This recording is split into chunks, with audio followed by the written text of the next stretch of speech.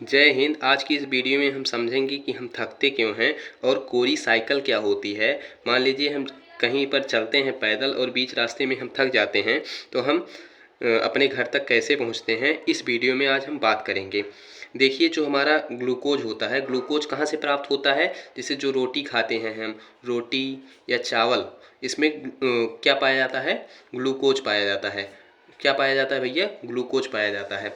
और जो ग्लूकोज, जैसे हम कुछ काम कर देते हैं तो ग्लूकोज हमारा सब खर्च हो जाता है, लेकिन जो ग्लूकोज काम करने से बच जाता है, मतलब काम करने के बावजूद जो ग्लूकोज बच जाता है, वो या तो लिवर में स्टोर रहता है या तो मसल्स में स्टोर रहता है। ठीक है, आप यहाँ इसको ध्यान रखिएगा। ठीक है, मान लीजिए जब हम, ये हमारी मसल्स है, ठीक है, मान लीजिए ये हमारी मसल है, ठीक है। और जो मसल्स होती हैं वो मसल फाइबर से मिलके बनी होती हैं। किससे बनी होती हैं भैया? मसल्स फाइबर से मिलके बनी होती हैं। और जो मसल्स फाइबर होते हैं उसी में हमारा ग्लूकोज ग्लाइकोजन के रूप में स्टोर रहता है। ठीक है, और जब हम एक्सटीनियस एक्सरसाइज करते हैं, एक्सटीनियस मतलब जब हम कठिन एक्सरसाइज करते हैं या कठिन कार्य करते हैं या चलते हैं, दौड़ते हैं, कुछ भी करते हैं, तो हमारे मतलब किसमें, मसल्स में ऑक्सीजन की मात्रा कम हो जाती है। क्या होती है? ऑक्सीजन की मात्रा कम हो जाती है। और जब ऑक्सीजन की मात्रा कम होती है तो जो ग्लाइकोजन स्टोर रहता है मसल्स में, वो ग्लूकोज का पॉलीमर होता है, मतलब कई ग्लूकोजों से मिलकर बना होता है।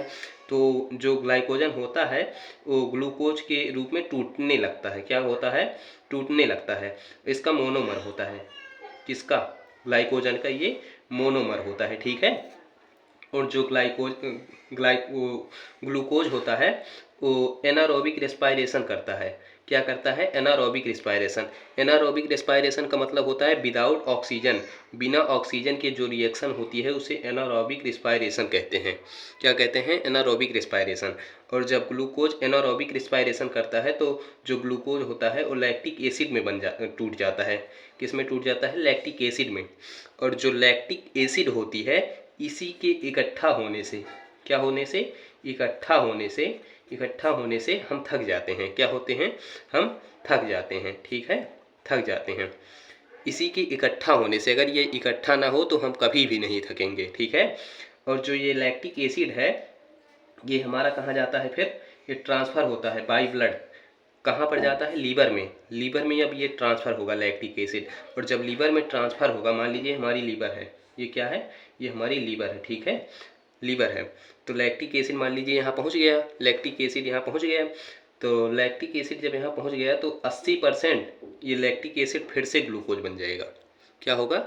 80% जो लैक्टिक एसिड है उसमें ये फिर से ग्लूकोज बन जाएगा। लैक्टिक एसिड जो 80% है उसे उसमें फिर से बन जाएगा ग्लूकोज। ठीक है, और जो 20% बाकी बचा हुआ है वो बन जाएगा CO2 और H2O और एनर्जी।